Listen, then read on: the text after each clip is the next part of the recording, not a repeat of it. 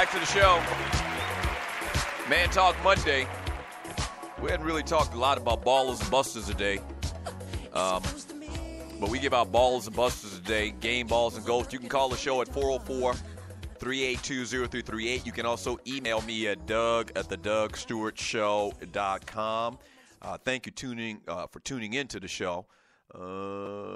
Make sure you tell people about the Doug Stewart Show and Stewart Media and Entertainment Network. Some of you may follow the Doug Stewart Show page.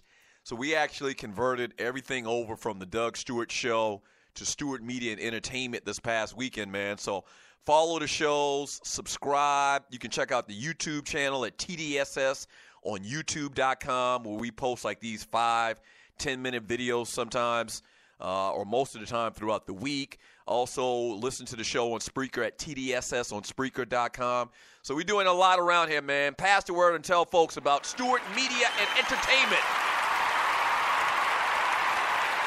We'd appreciate it. We'd appreciate it, man. We would definitely appreciate it. 404-382-0338. You can also email me at doug@thedougstewartshow.com. Rockets guard Patrick Beverly ripped the NBA's trend of resting players for preventative maintenance, calling it a disgrace to the association.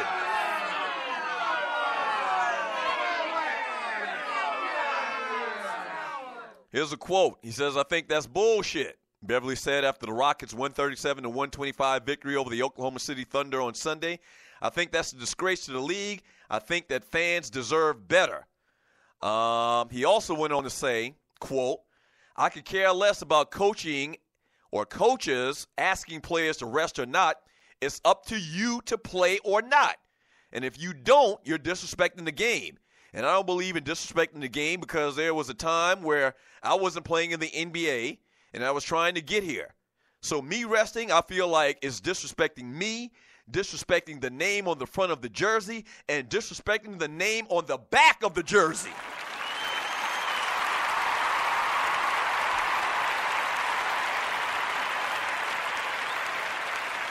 Let me make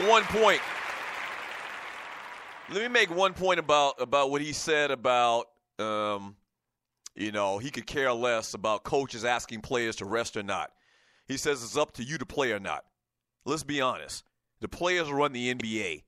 The players, especially if you're a big-name, high-profile player, you decide if you want to play or not. And I don't care if you're Tim Duncan. I don't care if whoever you are, which team you're on.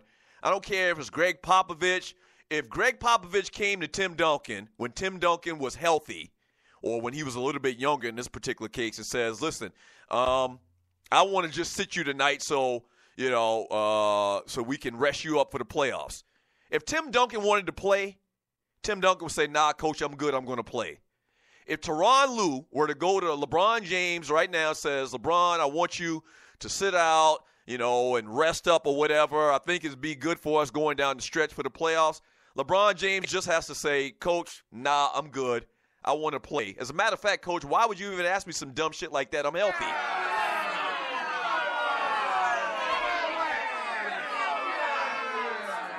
So I agree with Patrick Beverly, man. It's the player's choice. On paper, technically the coach is the coach, but LeBron does whatever the hell he wants to do. The best players in the game do what they want to do. We all know that. They make way more money than the coaches do. All right? We know this.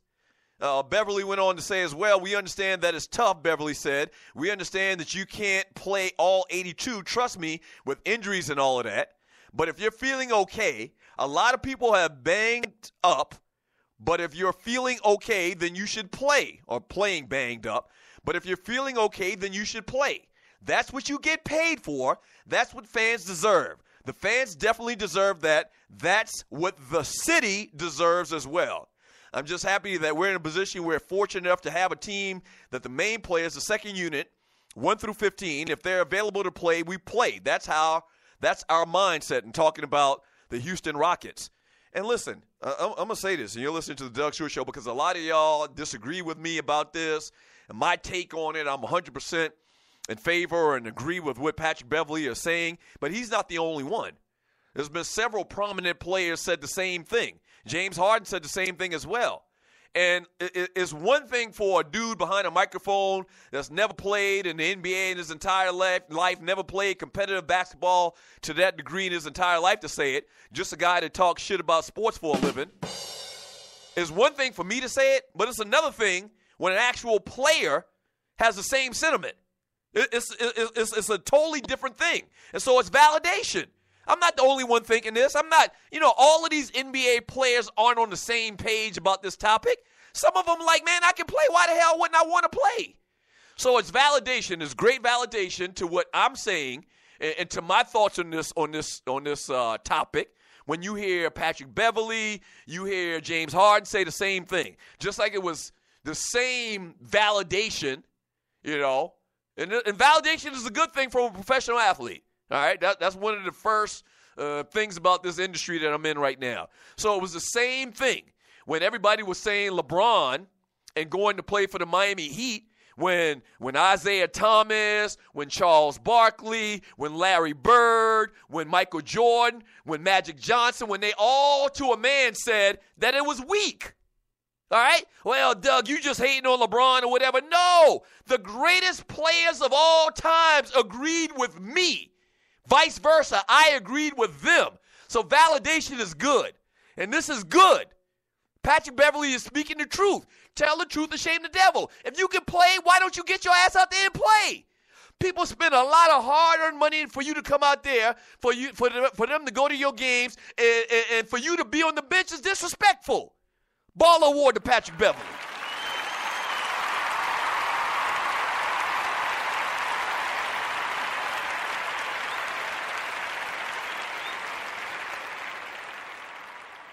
Ball award to Patrick Beverly. I mean, he had to say it.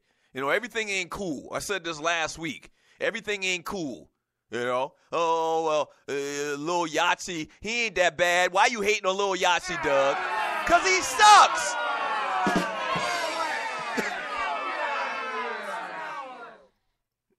Everything ain't cool. This political correct thing is out of control. All right? Everybody ain't hating.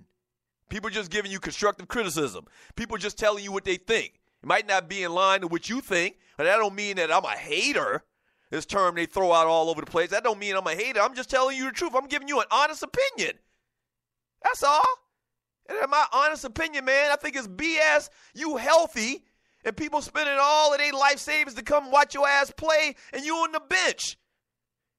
Because there's some type of sentiment out there that if you rest in March, that's going to help you win a championship. There's no definitive proof of that. Once again, that's bullshit.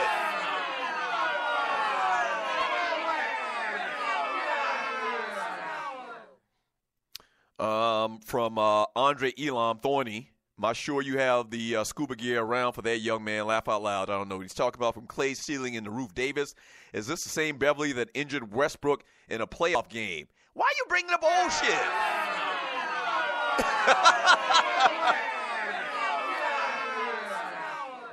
Right. Why are you bringing up old stuff? From Al Thompson, yeah, Clay. After that, I was like, F. Beverly injuring MF, walking to the table to call T.O., GTFOH. Yeah, that whole thing with Russell Westbrook, that was bad. From Tiffany Poole in Portland, I don't like fake Dak. Never have, never will. None of these electronic toys, rabbits, bullets, none of that. All I need is my man. What did I just read? What did I just read? And you're listening to the Doug Stewart Show. And I keep forgetting that that the term Dak that's been introduced in the chat room by Thorny Switch is talking about that Dak and not Dak Prescott.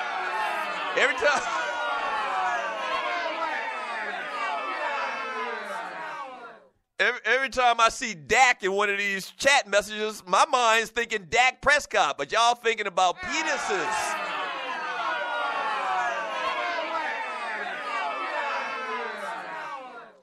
From Thorny Switch, I feel you, Tiffany. I don't get that whole use a, okay, but ish times are getting hard on the boulevard. Yeah, they're having adult conversations in the chat room. From Wody504, that's a double standard. If I go get one of them fake nutsies, y'all will say I'm a perv. F out of here. Yeah, you get one of them fake newsies, you might be considered a perv. From Clay Ceiling is the Roof Davis. Organic Dak is the best thing for women to fake. Okay, wait a minute. From Derek, the chat talk is quite grown today, Doug. I see that. From Barbershop Sports Talk Podcast, Tiffany, Pool in Portland, like Niecy Nash said in her book, you got to keep a man drained and fed to keep him happy.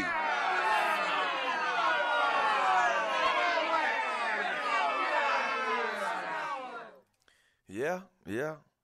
If you, I remember who it was. I don't even know who it was, but somebody used to say they used to draw a circle around a man's like stomach and his Johnson sexual organ, and they say you just take care of everything in this circle. You're drawing a little circle around like his stomach and around his Johnson. If you take care of those particular parts of a man, his stomach with a nice meal on Sunday afternoon in particular,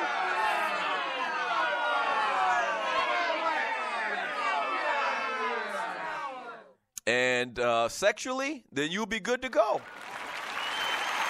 You can't do nothing else.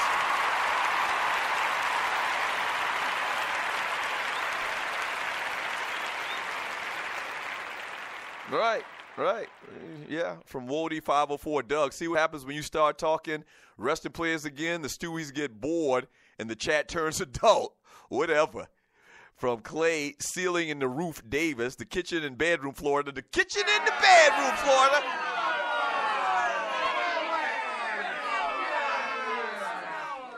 Now, for people that don't know anything about that reference, that was a line in a TV show from John Amos, James Evans on Good Times, probably 30 years ago.